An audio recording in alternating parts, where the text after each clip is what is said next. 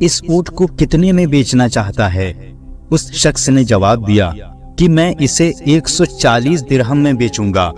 आप रज़ी अल्लाह ताला अन्हु ने फरमाया, इस ऊंट को इधर बांध दे, मगर एक शर्त पर कि मैं इसकी कीमत कुछ देर के बाद अदा करूंगा।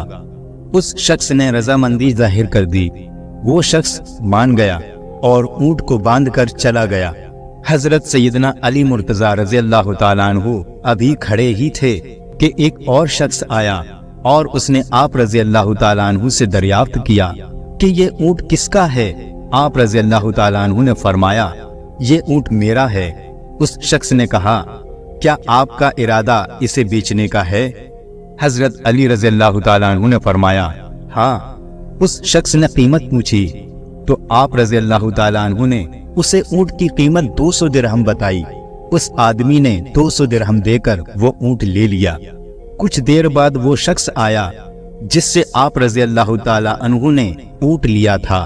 हजरत अली रज़ी अल्लाह ताला अन्हु ने उसे 140 दिरहम दे दिए और 60 दिरहम लेकर हजरत सैयदना फातिमातुज़ ज़हरा रज़ी अल्लाह ताला अन्हा के पास आए और उन्हें वो 60 दिरहम दे दिए।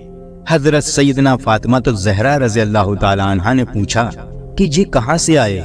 हजरत सैयदना अली रज़ी अल्लाह ताला अन्हु ने फरमाया, ये वो हैं जिसका अल्लाह ताला ने वादा किया है और हमने हुजूर नबी करीम सल्लल्लाहु अलैहि वसल्लम से सुना है कि जो अल्लाह ताला की राह में एक खर्च करेगा उसे 10 मिलेंगे।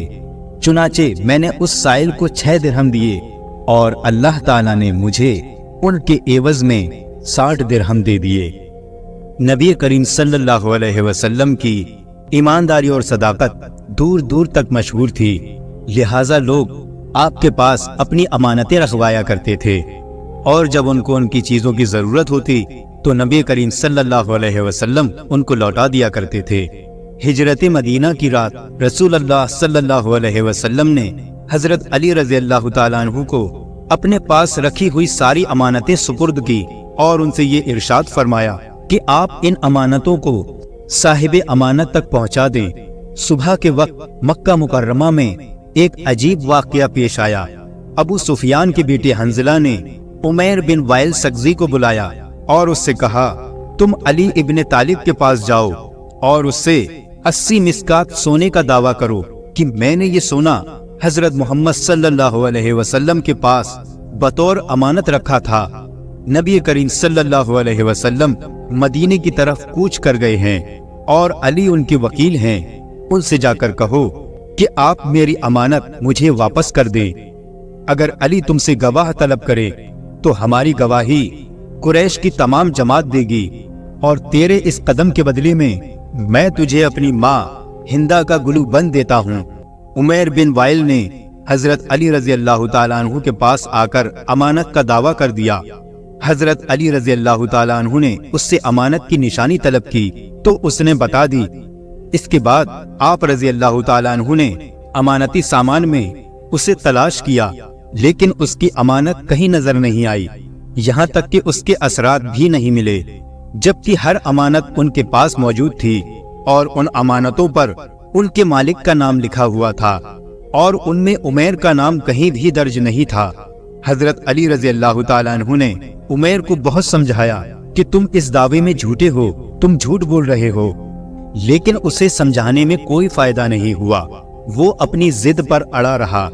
उसने कहा, मेरे चंद गवाह हैं जिसमें अबू जहल और उसका बेटा इकरमा, उकबा बिन मुईद, अबू सुफियान और उसका बेटा हंजला शामिल हैं।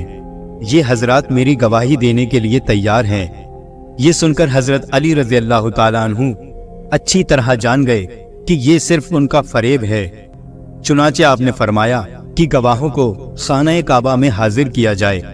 फिर आप रज़ी अल्लाह ताला अन्हु ने उमैर को ऐसी जगह तलब किया कि गवाह उमैर की बात ना सुन सकें। आपने फरमाया, बिरादरी सकीब, बताइए ये अमानत आपने दिन के किस वक्त रसूल अल्लाह सल्लल्लाहु अलैहि वसल्लम के सुपुर्द की थी?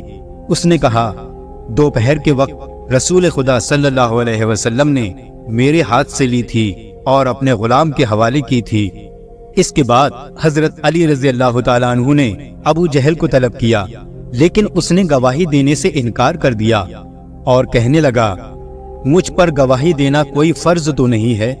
پھر آپ نے ابو سفیان کو بلایا اور اس سے یہی سوال کیا۔